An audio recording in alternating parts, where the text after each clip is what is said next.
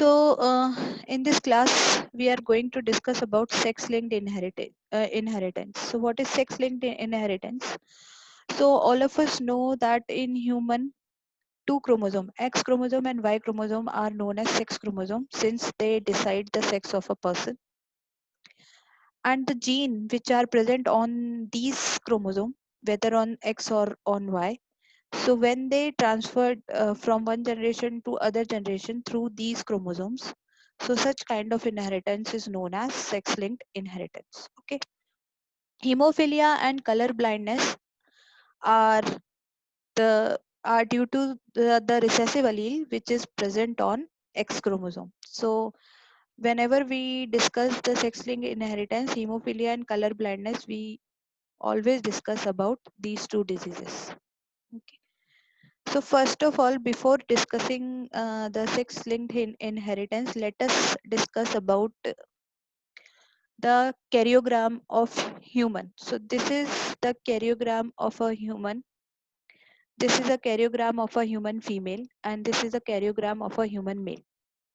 So if you look at it very carefully, you will find that from 1 to 22, 1 to 22, all the chromosomes are same, both in female and in male. The difference lies with the last pair, that is 23rd pair. So this is the 23rd pair of a female where both the chromosomes are X, and this is the 23rd pair of a male where one chromosome is X and another one is Y. So only the last pair is different. Otherwise, from 1 to 22, all the chromosomes are same, whether it is a female or a male. So these chromosomes, which are same in all the humans from 1 to 22, these chromosomes are known as autosomes. And these chromosomes are nothing to do with the uh, sex of a person. But this last pair, 23rd pair, this decides the sex of a person. If both the chromosome in the last pair is XX, then the human will be a female.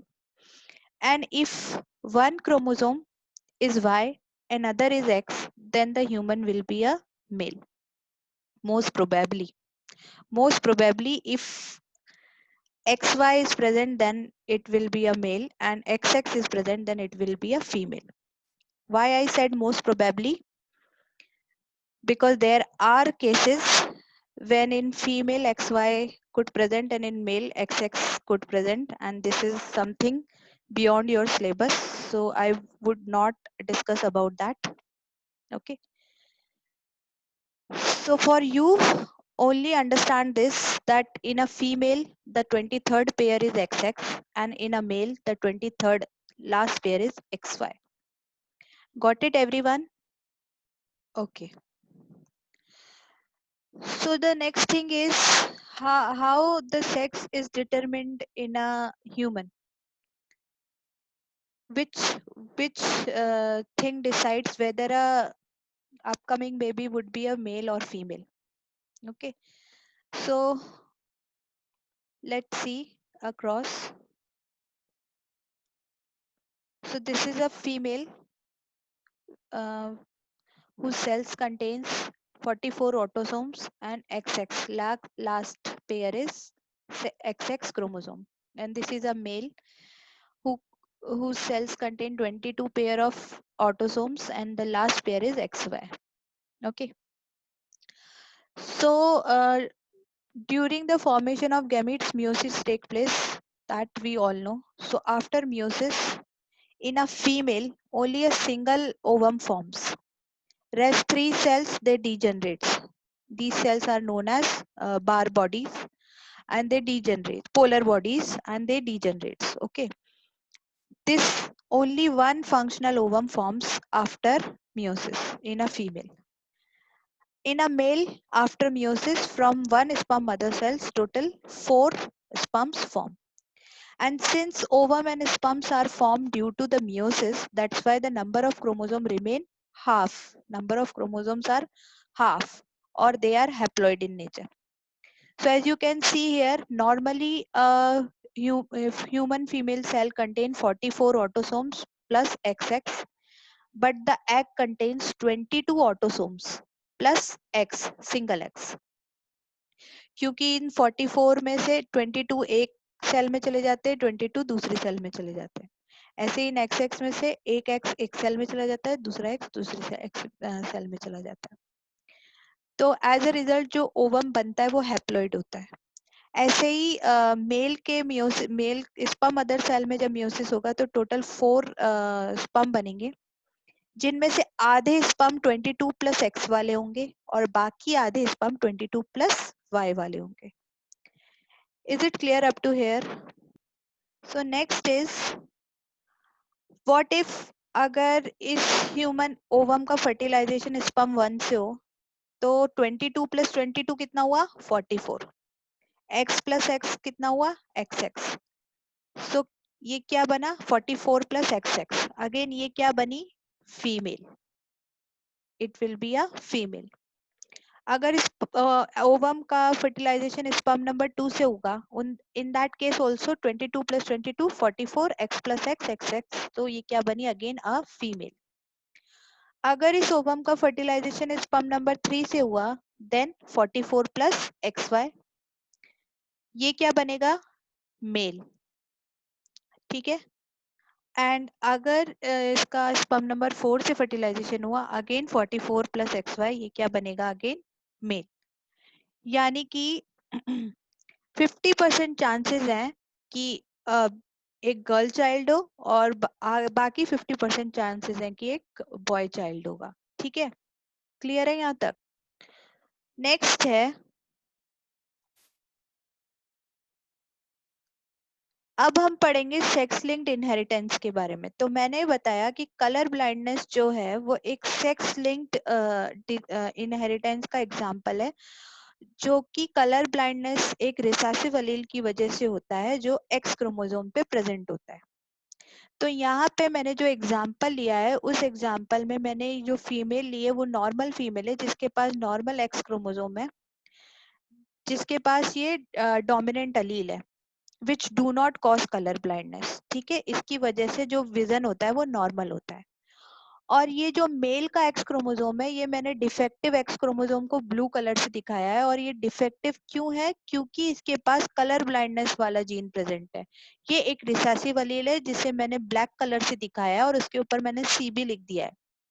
ये किस चीज को denote कर रहा है? कि ये जो रिसेसिव एलील है वो कलर ब्लाइंडनेस कॉज करता है. ठीक है, अब क्या होगा?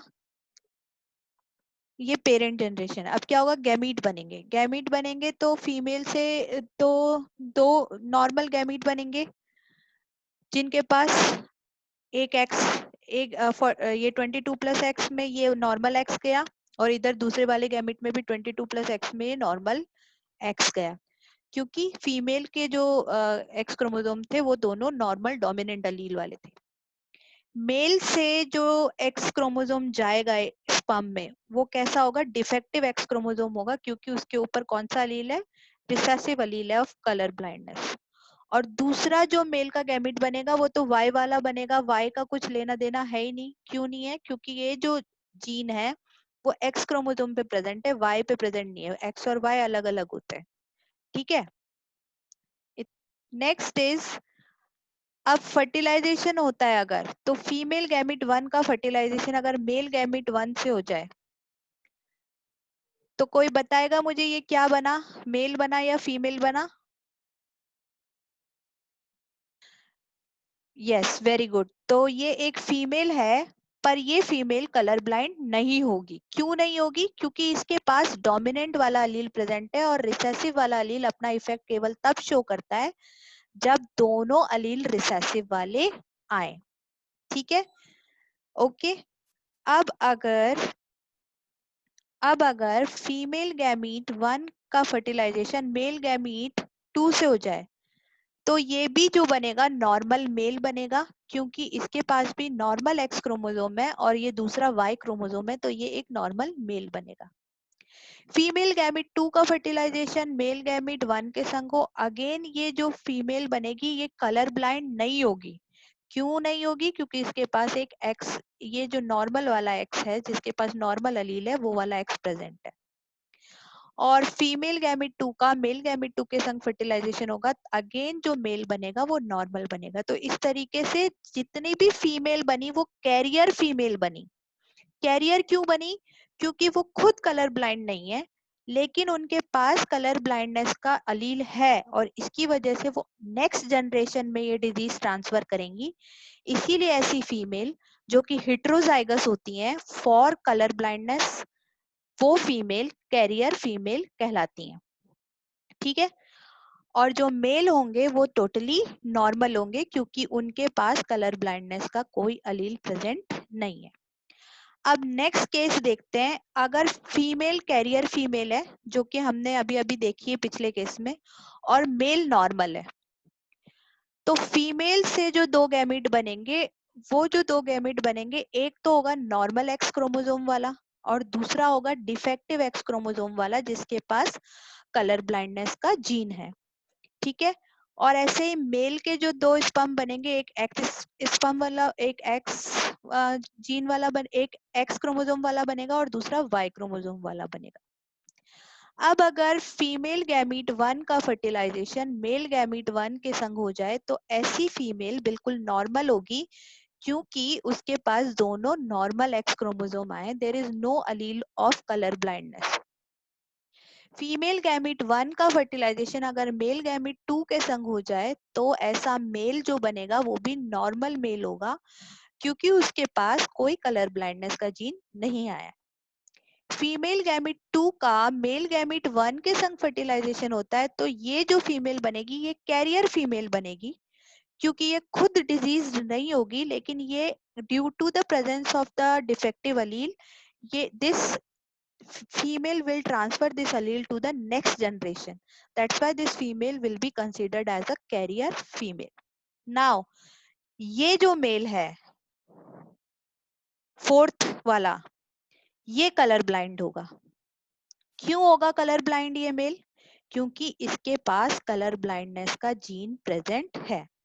तो as a result of this cross एक कैरियर फीमेल बनी, एक नॉर्मल मेल बना, एक नॉर्मल फीमेल बना और एक कलर ब्लाइंड मेल बना। क्लियर है यहाँ तक सबको? अब ध्यान देने वाली बात ये है, देखो ये देखो सेकंड वाली फीमेल देखो जो कैरियर है और ये फोर्थ वाला मेल देखो जो कि कलर ब्लाइंड है। ये फीमेल के पास भी एक ही कलर ब्लाइंडनेस का अलील है, लेकिन ये इस मेल के पास भी एक ही कलर ब्लाइंडनेस का अलील है, लेकिन ये मेल कलर ब्लाइंड हो गया पर ये फीमेल कलर ब्लाइंड नहीं है। तो ऐसा क्यों हुआ? ऐसा इसलिए हुआ क्योंकि फीमेल बीइंग हेट्रोजाइगस उसके पास एक डोमिनेंट अलील प्रेजेंट है। फीमेल में दोनों एक्स एक्स क्रोमोसोम होते हैं, तो जो रिसेसिव अलील है इसके इफेक्ट को मास्क कर दिया डोमिनेंट अलील ने। इस वजह से ये जो फीमेल है वो कलर ब्लाइंड नहीं है, लेकिन male is hemizygous. Male is hemizygous. Hemizygous क्या होता है? जब केवल एक ही अलील प्रेजेंट हो, एक पेयर ऑफ सेट में से एक ही अलील प्रेजेंट हो। मेल के पास एक ही एक्स क्रोमोसोम प्रेजेंट होता है, दूसरा एक्स क्रोमोसोम नहीं होता, दूसरा वाई क्रोमोसोम होता है। इसीलिए इन अ पेयर ऑफ अलील में से मेल के पास एक ही अलील हो सकता है, either it is a dominant allele और it is a recessive allele. तो मेल को ना हम होमोजाइगस बोलेंगे ना ही हेट्रोजाइगस बोलेंगे, मेल को हम बोलेंगे hemizygous. So being hemizygous, recessive allele shown is its effect even if only it is present. अगर ये सिंगल भी प्रेजेंट है तब भी मेल में ये अपना इफेक्ट दिखाएगा क्योंकि इसके इफेक्ट को मास्क करने वाला डोमिनेंट अलील है ही नहीं। इसीलिए एक्स लिंक्ड इनहेरिटेंस मेल में ज्यादा कॉमन होती है in compare to female. Got it everyone? Clear? Exam में क्वेश्चन आता है why sex linked inheritance is more common in male in compared to female.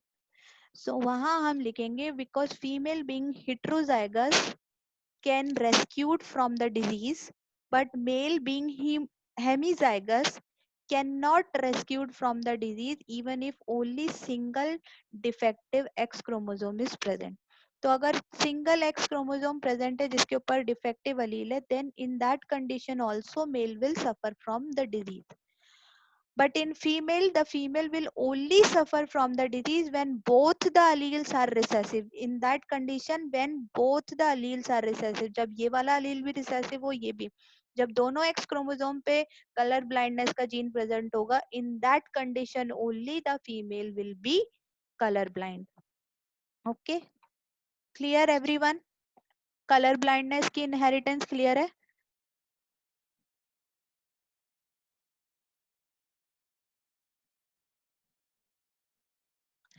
सो जिस तरीके से ये कलर ब्लाइंडनेस की इनहेरिटेंस चल रही है, सेम सेम उसी तरीके से हीमोफिलिया की इनहेरिटेंस भी चलती है, क्योंकि हीमोफिलिया का जीन भी रिसेसिव, हीमोफिलिया भी एक रिसेसिव अलील की वजह से होता है जो कि एक्स क्रोमोसोम पे प्रेजेंट होता है. ठीक है, तो जिस तरीके से हमने अभी कलर ब्लाइंडनेस को डिस्कस किया है, the same as it is जो इनहेरिटेंस है वो हीमोफिलिया की इनहेरिटेंस रहती है.